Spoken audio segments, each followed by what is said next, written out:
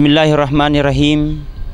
Assalamualaikum warahmatullahi wabarakatuh. Alhamdulillahi rabbil alamin. Arsala rasulahu bil huda wa dinil haq liyudhhirahu 'ala dini kulli walau karihal kafirun. Asyhadu an la ilaha illallah wahdahu la syarikalah wa asyhadu anna Muhammadan abduhu wa rasul. Allahumma salli wa sallim ala sayyidina Muhammadin wa ala alihi wa ashabihi ajmain, amma ba'du. Citra TV dimanapun berada, pertama-tama marilah kita senantiasa memanjatkan puja dan puji syukur atas kehadirat Allah Subhanahu wa Ta'ala, di mana pada pertemuan kali ini kita masih diberikan kesempatan oleh Allah untuk kembali hadir. Tidak ada yang lain yang kita harapkan kecuali untuk memuji-muji Allah. Mudah-mudahan bentuk kepujian-pujian kita kepada Allah semakin kita didekatkan, semakin kita merapatkan, semakin kita mempertebal rasa iman dan takwa kita di hadapan Allah Subhanahu wa Ta'ala. Mau kemana kita tanpa dengan tujuan kepada Allah? Tidak akan bisa terjadi sesuatu di dunia ini tanpa dengan izin Allah. Semua terjadi karena dengan izin Allah. Rasul Muhammad sallallahu alaihi wasallam diperjalankan, tidak akan bisa terjadi tanpa dengan izin Allah. Semua kita butuh dengan Allah. Manusia butuh dengan Allah. Pasti kita butuh dengan Allah. Yang kedua, salawat dan taslim senantiasa kita kirimkan atas junjungan Nabiullah, Nabi besar Muhammad sallallahu alaihi wasallam. Nabi sebagai rahmatan lil alamin, yang menunjukkan jalan manusia dari tempat yang hina sampai dengan tempat yang saat sekarang ini. Nabi yang memperjuangkan, yang rela memperjuangkan harta dan keluarganya demi untuk menegakkan syariat Islam di muka bumi persada ini. Mudah-mudahan bentuk kecintaan kita kepada Rasul, kita termasuk orang-orang yang akan mendapatkan syafaatnya nanti di akhirat kemudian. Pemirsa Citra TV dimanapun berada, diriwayatkan ketika nanti di padang mahsyar semua orang dibangkitkan dengan berbagai macam bentuk sesuai dengan sifatnya ketika dia hidup di dunia. Kadang ada orang dibangkitkan seperti dengan kepala hewan, ada orang dibangkitkan seperti dengan kepala binatang, ada orang dibangkitkan seperti dengan kepala anjing, ada orang dibangkitkan seperti dengan kepala ular. Semua pada hari itu, semua manusia pada hari itu heran dengan apa yang akan hendak terjadi. Maka datanglah sekelompok manusia untuk menghadap kepada nabi-nabi yang telah diciptakan oleh Allah Subhanahu wa Ta'ala di muka bumi ini. Maka golongan ini menghadap kepada Nabi Adam alaihi salam. Berkata kelompok manusia ini, "Wahai Adam, silakan kau minta segera agar pada hari ini dibuka pengadilan, karena kita dalam keadaan menunggu apa yang akan terjadi." Tapi apa yang terjadi? Ternyata dengan Nabi Adam berkata, "Wahai cucuku, betul saya adalah manusia yang paling pertama diciptakan oleh Allah. Tapi ketika saya di surga, saya pernah melanggar yang telah diperintahkan oleh Allah. Saya pernah memakan buah khuldi. Karena itu, saya pernah memiliki kesalahan satu kali, maka saya malu di hadapan Allah Subhanahu wa Ta'ala." Kata Nabi Adam, "Silakan kau menghadap kepada nabi-nabi yang lain." Kemudian hadirin, apa yang terjadi? Maka sekelompok manusia ini menghadap lagi kepada Nabi Nuh alaihi salam. "Wahai Nuh, kamu kan diberikan keistimewaan oleh Allah. Kau berikan yang sangat luar biasa keistimewaan. Kau mampu menciptakan yaitu kapal yang sangat besar. Silakan kau minta segera agar dibuka pengadilan pada hari ini." Tapi apa yang terjadi? "Wahai umatku, betul saya diberikan keistimewaan seperti itu. Tapi ingat, ketika di dunia saya sendiri, anakku sendiri mati dalam keadaan kekafiran. Dia juga tidak mau naik dalam kapal itu. Dengan rasa seperti itu, dengan seperti itu saya malu di hadapan Allah. Anakku sendiri saya tidak mampu untuk menyadarkan." Kemudian sekelompok manusia ini menghadap lagi kepada Nabi Lut. Wahai Lut, silakan kau minta segera dibuka pengadilan pada hari ini. Tapi apa kata Nabi Lut? Ketahui, ketika saya di dunia, saya menyampaikan dakwah, saya sampaikan kepada mereka. Tapi ternyata istriku tidak mau ikut kepadaku, karena itu saya malu di hadapan Allah. Nabi Ibrahim juga berkata seperti itu, pernah memiliki kesalahan di hadapan Allah, saya karena merasa di hadapan Allah malu. Kemudian menghadap lagi kepada Nabi Isa. Kemudian Nabi Isa lagi berkata, betul saya ini disuruh oleh Allah, saya disuruh sebagai Nabi pengantar kasih sayang. Tapi ketika di dunia ada umatku yang salah gunakan amanahku. Karena saya malu dengan merasa seperti itu, ada umatku yang menganggap saya sebagai Tuhan, maka hari ini saya akan luruskan. Dengan kesalahan itu saya malu di hadapan Allah. Kemudian apa yang terjadi, pemirsa Citra TV dimanapun Anda berada? Kemudian Nabi Isa berkata, silakan kau menghadap kepada Rasul Muhammad sallallahu alaihi wasallam. Kemudian sekelompok manusia ini menghadap kepada Nabi Muhammad sallallahu alaihi wasallam. Kemudian sekelompok manusia ini berkata kepada Rasul, ya Rasulullah, kau minta segera pada hari ini agar segera dibuka pengadilan pada hari ini, karena kami tidak tahu apa yang akan terjadi. Maka dengan izin Allah, pada hari itu Rasul Muhammad sallallahu alaihi wasallam bersujud. Kemudian tidak lama lagi dari sujudnya dia terbangun. Ada suara berkata, ya Rasulullah, kau bangkit dari sujudmu, maka kubuka pengadilan pada hari itu. Maka dibukalah pengadilan pada hari itu. Maka dengan izin Allah, rasa kasih sayangnya Allah kepada Muhammad, dengan cintanya Allah kepada Muhammad, dengan dilengketkannya ketika ada Nabi Muhammad, maka di situ ada nama Allah. Ketika ada nama Allah, maka di situ akan ada Nabi Muhammad. Dengan rasa sayangnya Muhammad, dengan rasa sayangnya Allah kepada Muhammad, maka alhamdulillah dibukalah pengadilan pada hari itu. Maka dipanggillah seluruh manusia pada saat itu, mulai dari pertama sampai manusia yang terakhir meninggal, untuk menghadap kepada Allah Subhanahu wa taala. Ternyata dalam riwayat dikatakan pada saat itu memang betul manusia yang paling pertama dipanggil oleh Allah, manusia yang paling pertama diciptakan oleh Allah adalah Nabi Adam. Tapi secara keistimewaan baik kita umatnya Muhammad, ternyata umat yang paling pertama dipanggil adalah umatnya Rasulullah sallallahu alaihi wasallam. Alhamdulillah, kita termasuk umatnya Rasulullah sallallahu alaihi wasallam. Marilah kita banyak-banyak. Dalam kisah tadi dijelaskan bahwa saya mengambil kesimpulan bahwa tidak ada manusia yang tidak memiliki kesalahan. Nabi sendiri pernah memiliki kesalahan.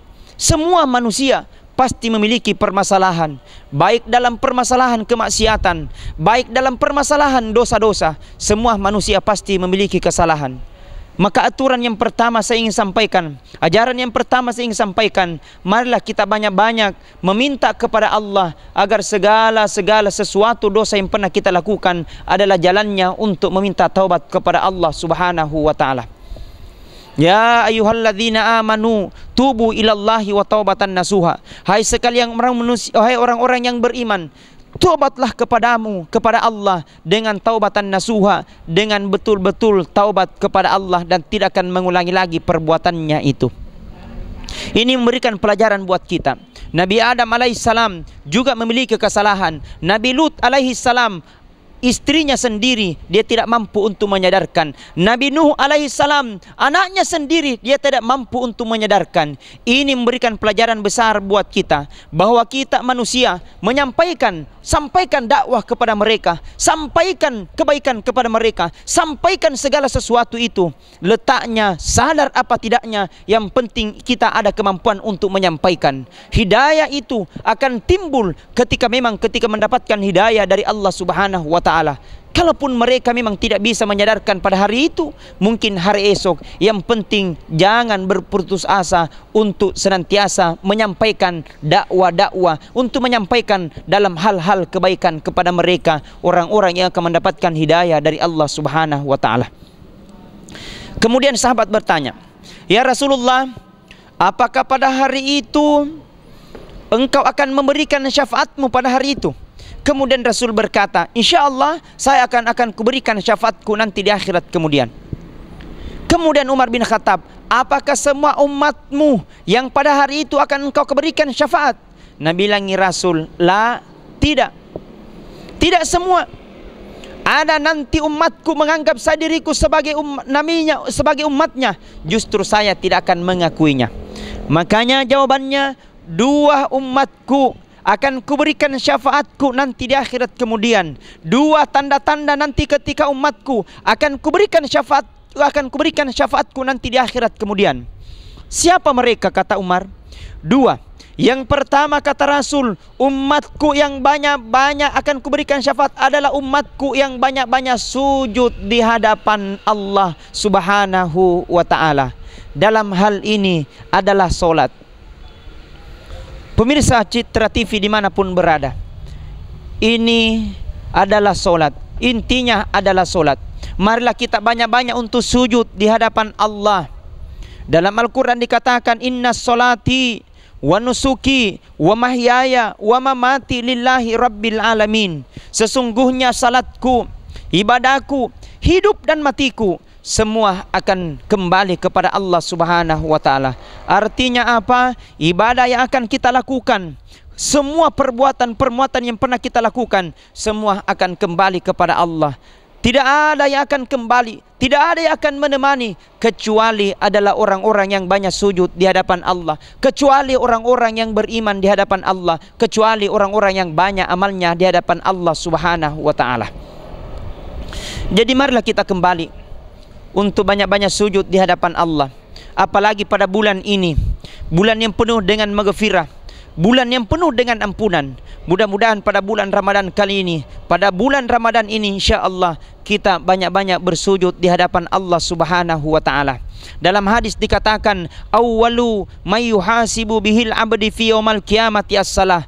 Awal yang akan pertama nanti dihisab oleh Allah adalah amal solat. Jikalau bagus solatnya, maka insya Allah semua akan ikut bagus. Jikalau buruk salatnya, tidak baik salatnya, maka na'udzubillahi min zalik, maka semua akan ikut tidak baik. Intinya mesti solat harus kita tegakkan. Banyak-banyak sujud di hadapan Allah, yang artinya banyak sujud bukan hanya yang fardu, tapi laksanakanlah sunnah-sunnah. Banyak-banyaklah menghidupkan salat sunnah, hidupkan salat sunnah tarwih, hidupkan salat sunnah tahajud, hidupkan salat sunnah duha. Ini salah satu cara kita untuk mendekatkan diri di hadapan Allah Subhanahu wa ta'ala. Pemirsa Citra TV dimanapun berada, itu yang pertama. Kemudian yang kedua, kata Rasul Muhammad sallallahu alaihi wasallam, umatku yang akan kuberikan syafaatku nanti di akhirat kemudian adalah umatku ketika dia dengar namaku, ketika dia mendengar namaku, maka dia berlomba-lomba untuk membaca salawat kepadaku. Kata dalam Al-Quran, innallaha wa malaikatahu yusalluna 'alan nabi. Sesungguhnya Allah dan malaikatnya akan bersalawat, akan memuji Rasulullah Muhammad sallallahu alaihi wasallam, apalagi kita umatnya.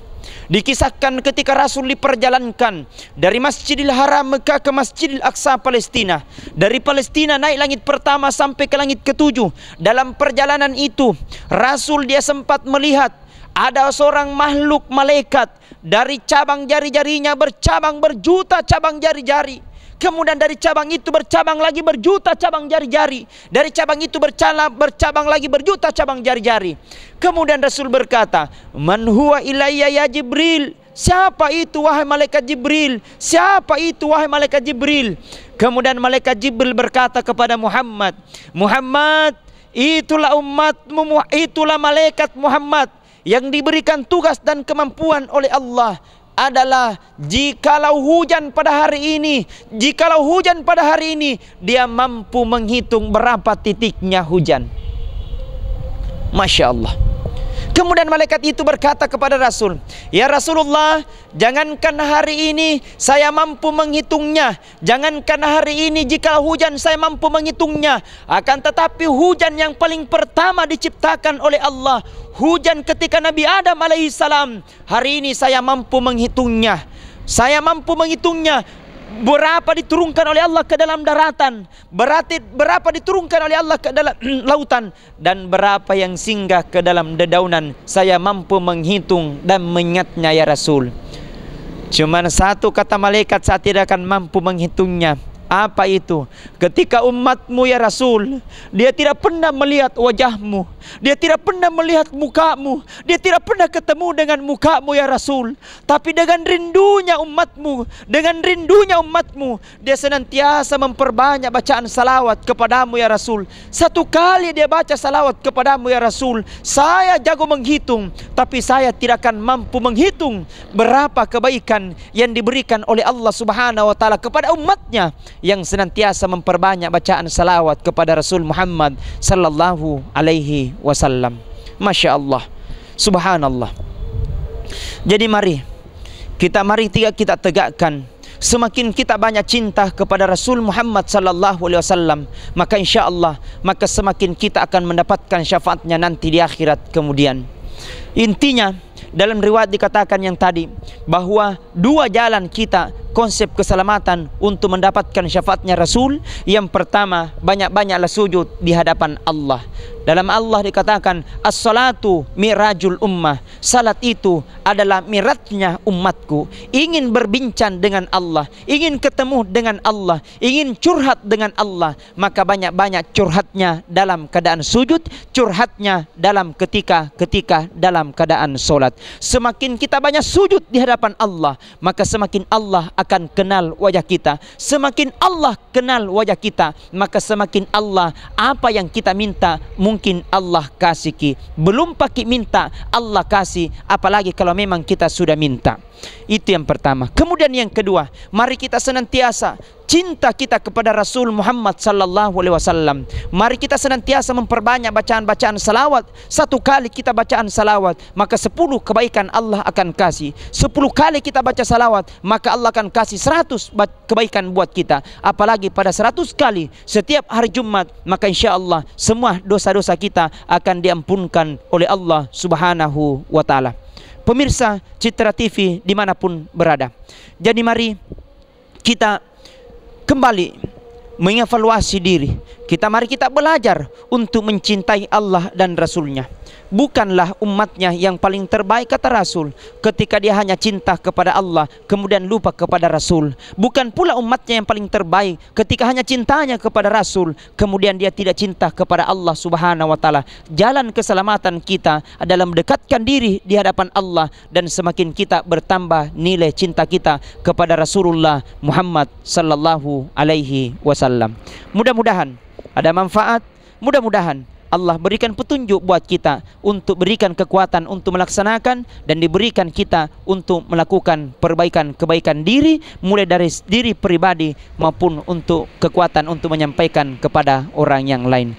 Sekian dan terima kasih. Lebih kurangnya mohon dimaafkan. Kalaupun ada kesalahan, itu asalnya dari saya pribadi. Kalaupun ada baiknya, itu asalnya dari Allah Subhanahu wa ta'ala. Al-Fakir mohon diri. Assalamualaikum warahmatullahi wabarakatuh.